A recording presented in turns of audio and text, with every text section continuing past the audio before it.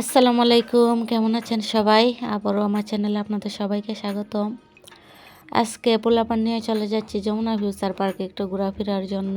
তো আমার হাজব্যান্ড বলতেছে চলো একটু বাবুদেরকে নিয়ে ঘুরে আসি।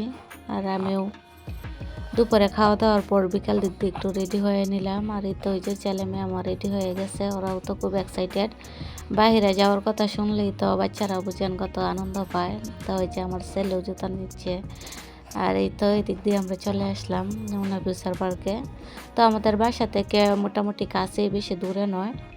তাই আমরা প্রত্যেক মাসে মাসেই যেতে হয়, কিন্তু কেন যাই, কিসের জন্য যাই সেটাও আমরা নিজেরাই জানি না। কারণ প্রতি মাসে মাসে গিয়ে একটু ঘোরাফেরা করি, কিছু এমনিই ভালো লাগে, বাচ্চাদেরকে সময় দেওয়া যায়। আর জায়গাটা, পরিবেশটাও তো অত্যন্ত ভালো। আপনারা সবাই জানেন যারা আসছেন যমুনা ফিউচার পার্কে, একদম দেখার মতো একটি মার্কেট। আর এই যে দেখেন পার্কটা, এটা বন্ধ, এটা করোনার সময় বন্ধ দিয়েছিল, তো তারপরে আর খুলে নাই। বাহির দিয়েই দেখতে হয় এগুলো। আর এটা আমার ছেলে, ও খুব আনন্দ করতেছে, তো কুলে উঠবে না, হাঁটবে, একদম জুড়েও নেওয়া যাচ্ছে না কুলে। তো বলতেছে যে হাঁটাহাঁটি করে ঢুকো যাও মার্কেটে। তো ওই যেন আমরা পার্কে দেখতেছি, পার্ক দেখে তারপরে মার্কেটের ভিতরে ঢুকবো। আর কিসের জন্য আজকে আসলাম আমরা তা আমি এখনও জানি না, কিন্তু আমার মেয়ে আমাকে এই যে মার্কেটে ঢোকার পরেই বলতেছে যে আম্মু, বাবা নাকি তোমাকে সারপ্রাইজ দিব, আর আব্বু নাকি আমাকে সারপ্রাইজ দিবে। ওরা বাবা মেয়ে কথা বলতেছিল, তো আমি আর জানি না কি সারপ্রাইজ দেয়। হয়তো ওরা এই যে দেখেন, ওরা বাবা মেয়ে বলতেছে, আর মেয়েও আমাকে বলতেছে যে তোমাকে তো নিয়ে আসছে আব্বু আজকে ঘোরার জন্য, না তোমাকে একটি সারপ্রাইজ দিবে। আমি বললাম আচ্ছা দেখা যাক তোমার আব্বু আমাকে কি সারপ্রাইজ দেয়।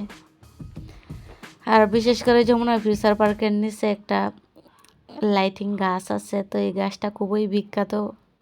প্রত্যেক মাসে মাসেই যখন আসি তো দেখি এই গাছের নিচে অনেকেই ছবি টবি উঠায়। তো কি যে পায় এই গাছে, ভাইরাল গাছে, আমি তা জানি না, কিন্তু দেখি প্রত্যেকেরই এটা খুব পছন্দ, এই আর কি। তারপরে আমার মেয়ে বলতেছে যে খেলনা টেলনা আছে এখানে, রাইটে ওঠার ব্যবস্থা আছে এই যে গ্রাউন্ড ফ্লোরে, তো এখানে যাওয়ার জন্য আমি বলতেছি যে না, এগুলোতে রাইটে অনেক প্রাইস, তো বলতেছি যে না এখানে যাওয়া যাবে না, আমার এখন আজকে আর সম্ভব না।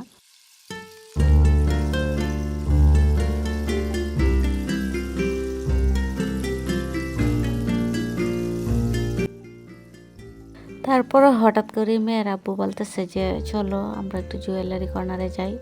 আমি বললাম তো জুয়েলারি কর্নারে আবার গিয়ে এখন কি করব, আসছি ঘুরে বেড়ার জন্য। বলতেছে যে চলো যাই।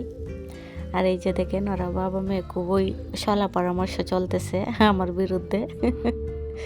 তো ওই যে দেখেন আমাকে নিয়ে গেল জুয়েলারি কর্নারে। আর গোল্ডের এত প্রাইস, খুবই হাই রেট।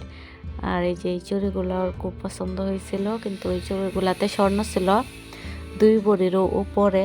আর বর্তমান বাজার মূল্যে তো আপনারা বুঝেন এই চুড়িগুলোর প্রাইস কত আসতে পারে। তো এত হাই কোয়ালিটির প্রাইস, এটা শুনে আমি রেখে দিলাম যে না, এটা আর নেওয়া যাবে না। তো তারপরে একটা কিছু কিনা হইলো, আমাকে গিফট করলো আপনাদের ভাইয়া, সেটা আপনাদের মাঝে লাস্টে শেয়ার করব।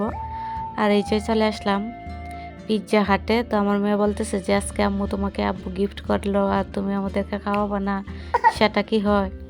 তো চলো পিৎজাই খেয়ে নিই। তো আমার মেয়ের পছন্দে যে পিৎজা হাটে চলে আসলাম, তো ওর পছন্দেই পিৎজা নিয়ে নিল।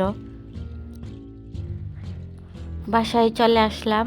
আর বাসায় চলে আসার পরে এই যে আমার হাজব্যান্ডের দেওয়া অমূল্য গিফট, এই যে আপনাদের ভাইয়ার পছন্দ একটি বেস নিয়ে নিল। তো কীরকম হয়েছে অবশ্যই আপনারা কমেন্টস করে জানাবেন।